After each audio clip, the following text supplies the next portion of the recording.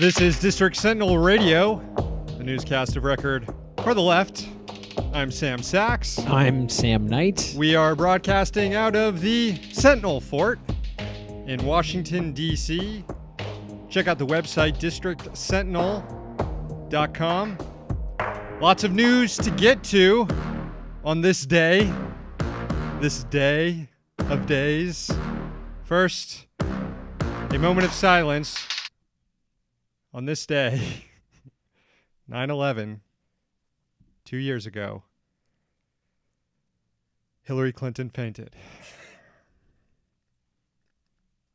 Also, on this day last year, on a much brighter note, Ted Cruz faved a porn tweet. Was that last year? That was last year. For some reason, I thought it was longer ago, but it's only been 1 year since Ted Cruz liked porn. We've only lived with that knowledge for a year? Wow. That's something. Very average porn is what Ted Cruz likes. Yeah. Also, other 9/11s. There were other 9/11s. How can we forget Benghazi? No. Cannot forget the Benghazi 9/11. Cannot forget the Benghazi 4 9/11. Yeah. Where was Hillary? I don't know. Probably fainting. No. Okay. Well, hey, listen, man. It's tough giving the stand down order. Yes. And in her defense, it was so hot, Peter Dow couldn't play basketball that day. So, hot day on 9/11 prevented Peter Dow from playing basketball. You're crossing your 9/11s because Am I? because we're talking about Hillary's involvement in the Benghazi 9/11. All right. I know, but I went back. You went back to Hillary fainting. Well, it's in hard New York to City. keep them all together sometimes. Listen, keep your 9/11s in a row. I'll try my best. And of course, there was the worst 9/11, which was the overthrow of Salvador Allende in Chile. Yeah. On a much more solemn note. Yeah. Then there was also the 2001 9/11, which Ari Fleischer did his ritualistic tweets of describing the day as it happened. Really obnoxious shit. How much do you think he looks forward every year to 9/11 so he can no doubt. So he can do his fucking tweet storm? No doubt. The same one he does every fucking year. No doubt he loves that shit. He does. He counts down to it, gets up early so he can start tweeting this stuff. I think we're going to start Runs down on 9/11 morning, sees the presents under the tree. I think we're going to do a new tradition here at the Sentinel. On every 9/11, we're just going to play, unlike Ari Fleischer where he live tweets, we're just going to play a portion of Representative Barbara Lee's speech on the floor of Congress before she voted against the authorization for use of military force. The only person who could see where that track would take us. This unspeakable act on the United States has really forced me, however, to rely on my moral compass, my conscience, and my God for direction. September 11th changed the world. Our deepest fears now haunt us. Yet I am convinced that military action will not prevent further acts of international terrorism against the United States. However difficult this vote may be, some of us must urge the use of restraint. Our country is in a state of mourning. Some of us must say, let's step back for a moment. Let's just pause just for a minute and think through the implications of our actions today so that this does not spiral out of control. Now, I have agonized over this vote, but I came to grips with it today, and I came to grips with opposing this resolution during the very painful yet very beautiful memorial service. As a member of the clergy so eloquently said, as we act, let us not become the evil that we deplore. That was on September 17th, 2001, less than a week after 9/11. Representative Barbara Lee casting the lone vote against the AUMF, which would send the U.S. into war against Afghanistan, a war that is still being waged today. Into Afghanistan and a lot of other countries Yeah. A lot of Yeah. operations in other we've countries seen have that relied on expanded. that AUMF for their authorization. Yeah. I got to say, not often you can vote to the left of Dennis Kucinich, but Barbara Lee managed to do it. There, she was the only one, not even Kucinich. That's something. Run for president. Speaking of historical moments, the zine is coming Friday. That's not that historical. What is historical? It's a special edition dedicated to the 10-year anniversary of the start of the financial crisis. That's right, folks. 10 years from Friday, Lehman Brothers went into bankruptcy. So we got that to celebrate. Unlike Ted Cruz liking porn, that does seem like it just happened. Everything still is awful from it. And yet somehow Trump's inauguration feels like it was 10 years ago. Time is all distorted. Of course, all of you watching and listening will have access to the zine. That'll be out later at the end of the week. We have haikus coming out as well halfway through the show. Got some comments here to read on the YouTube channel. Yeah, what do we got? We got Sam McMorris says, do this later in the day, please, so those of us who sit directly across from their boss can watch. Gotta go. Very brave. Then Some people want us to do it early. Some want us to do it later. Maybe we should do 2 shows a day. Then Christopher replies, but 420. Yeah. Kevin notes it's 9/11, folks. Some people are saying, what's up, Sam Fam? Oh, And yeah. I should note that someone else pointed out, Sam Fam being the what the fans of the show should call themselves. Someone else noted on Twitter yesterday that also acceptable is Pisstown Pals. I like Pisstown Pals. I really like Pisstown Pals. Maybe I'll start opening the show with, what's up, Pisstown Pals? I like that. I think that's a term of endearment. Because we don't necessarily want the show to only be run by Sams. This is a No. news co-op. Right. Maybe one day we had a Nate. We did have a Nate on board for a little bit. We had a Nate. Nate was a Pisstown Pal. Then other people are saying stuff. Alex Howe says Ted Cruz, recognizing the 1-year anniversary. Well, maybe we'll consider moving the time of the show, but especially on 9/11, you got to start the show at 4:20. That's right. The confluence of numbers here, it's just remarkable. Imagine if we had 69 viewers right now watching. That would be perfect. That would be perfect. It's Tuesday, September 11th, 2018. Here's the news.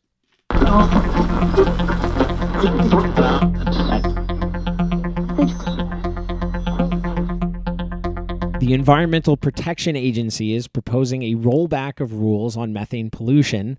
Acting EPA head Andrew Wheeler unveiled the move today, saying it will lead to $484 million in savings for the energy industry. Wheeler also said the move would lead to increased domestic energy production, which he described as a top priority of President Trump.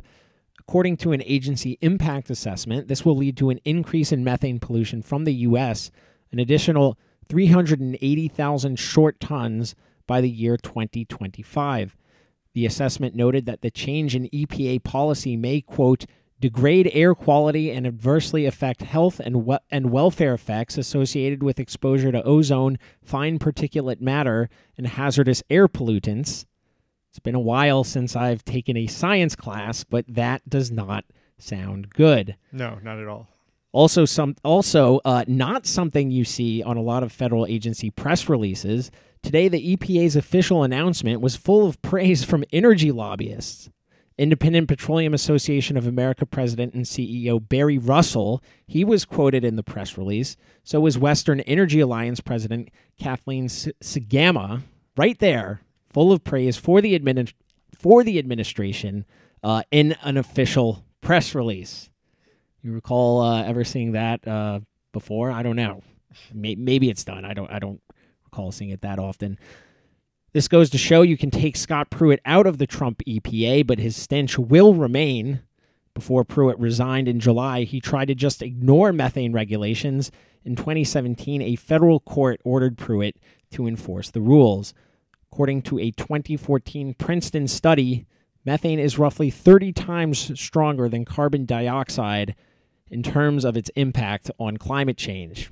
Yeah, it's going to be the real planet killer. It's very good. Apple Acting like a cop, the company announced a new cooperative relationship with law enforcement, one that includes a dedicated portal to accept police requests for data. Not only that, Apple is going to create teams to train cops in how to find digital evidence and request assistance. Details of the new cooperation regime were contained in a letter that Apple sent to Senator Sheldon Whitehouse, who passed it on to the Washington Post. Whitehouse praised Apple's move, saying, quote, as more data ends up online and on our devices, we have to come up with new smart ways for tech companies and law enforcement to unlock information that can solve crimes. Now, part of the appeal of Apple was, of course, its resistance to law enforcement attempts to unlock encrypted devices or create backdoors in them.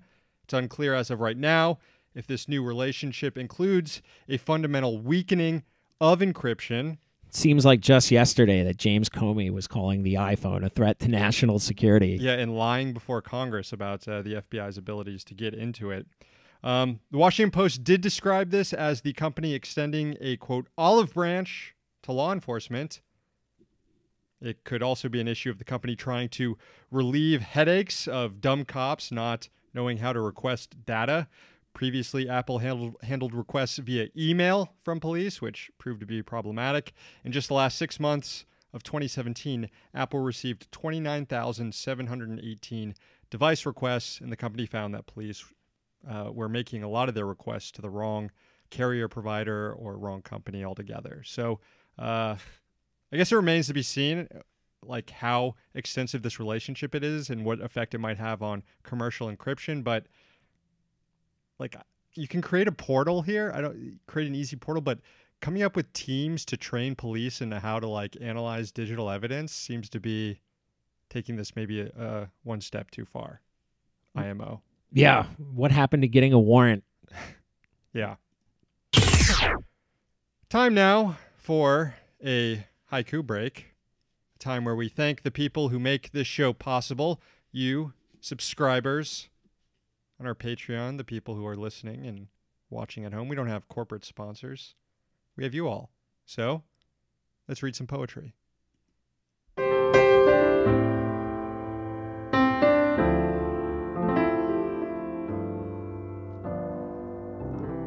This first one is for Catherine. The Marxist robot says beep beep communism and hunts rentiers. Thank you, Catherine. This is for Chris. It's Remember Day. It's the day we remember classic plane crashes. Thank you, Chris. This one's for Phil. Let's all just relax. Everyone, take a chill pill in Cedar Rapids. Thank you, Phil. This is for Jacob. Today, 9/11, colostomy bag White House, Bin Laden laughs last. Thank you, Jacob. This is for S.J. Spoony. Psst. Lean in real close. Saudis did 9/11. Really makes you think. Thank you, S.J. Spoony. Finally, this is for James. Wake up late for work. Shit, getting fired for sure. Good news, 9/11. Thank you, James. Thank you to all our subscribers on Patreon. Keep listening if you haven't heard your haiku yet. An American pharmaceutical company has recently raised the price of an antibiotic by more than a factor of 4 to $2,392 per bottle from just under $500. Nostrum Laboratories, based in Missouri, that's the firm in question.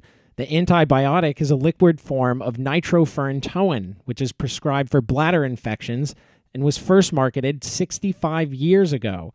The news was first reported today by the Financial Times using published data on pharmaceutical prices.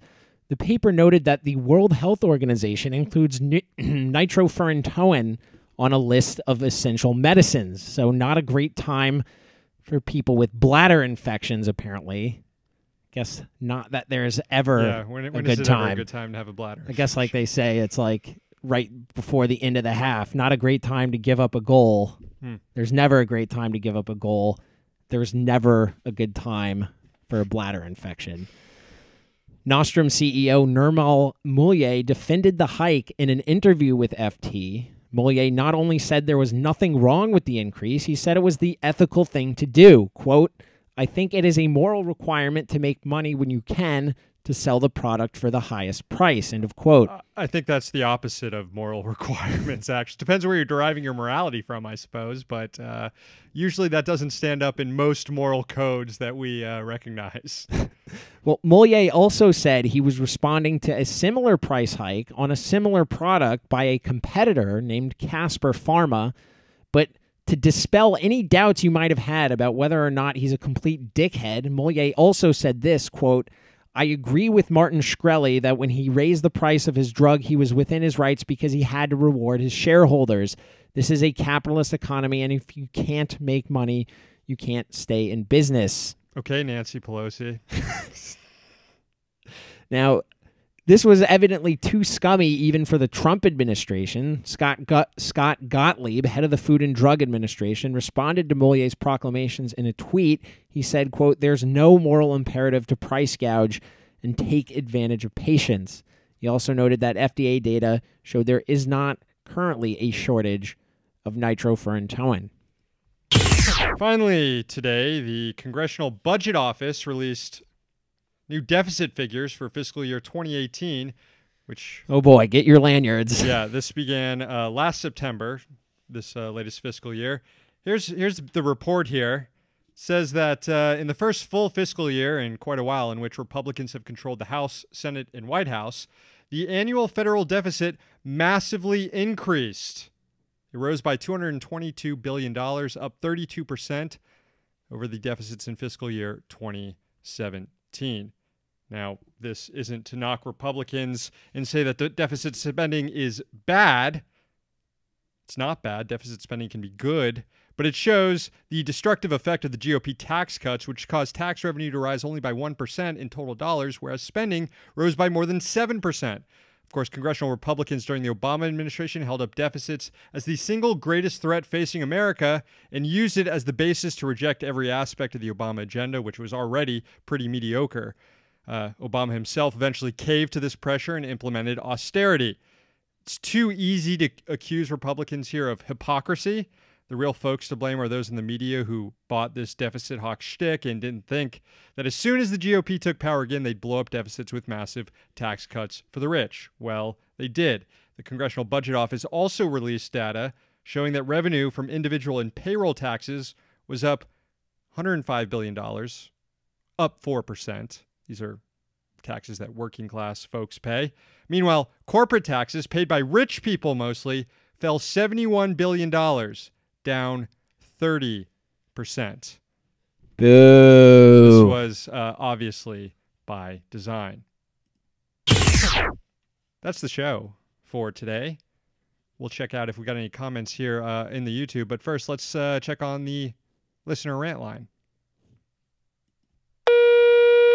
Hey guys, so everyone's talking about how John Bolton threatened the ICC and said that, quote, the United States will use any means necessary to protect our citizens and those of our allies from unjust prosecution by this illegitimate court.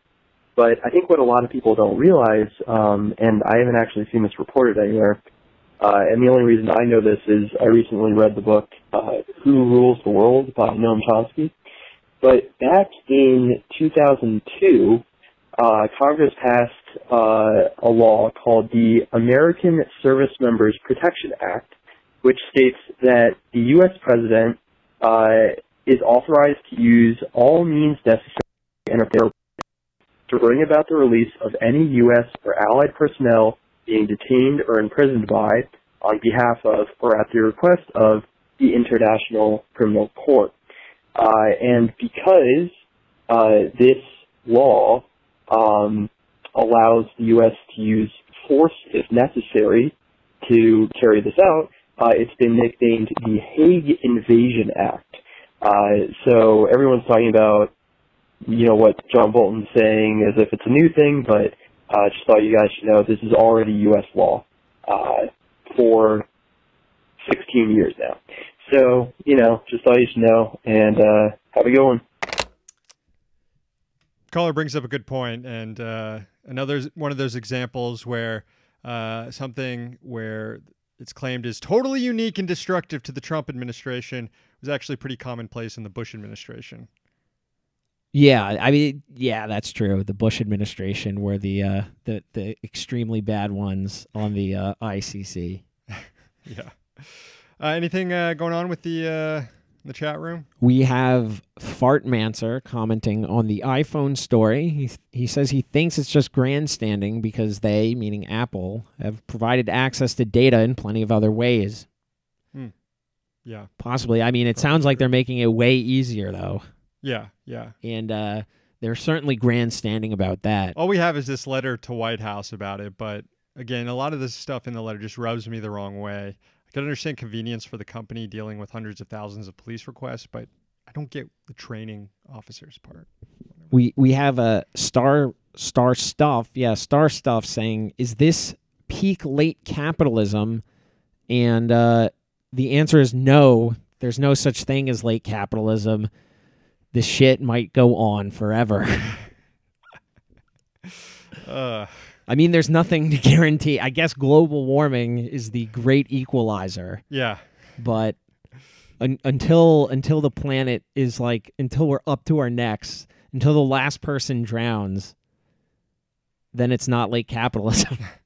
May the acidified oceans take us out of our misery. All right, we're going to end it there. Call the rant line 202-684-6108. We'll play your message on air. Sponsors of the show include the Congressional Dish podcast, hosted by Jen Briney. Find it at congressionaldish.com. Another sponsor, levelnews.org. Don't forget to check out our free stream as well, District Sentinel Radio on SoundCloud, Stitcher, iTunes, and TuneIn. We're still putting up daily content over there, including the Sentinel News Dump every day. Just a brief news report, an accompaniment piece to this podcast, I suppose. So check it out. Thank you for your support. Once again, the newscast is back tomorrow. We're here in D.C., so you don't have to be.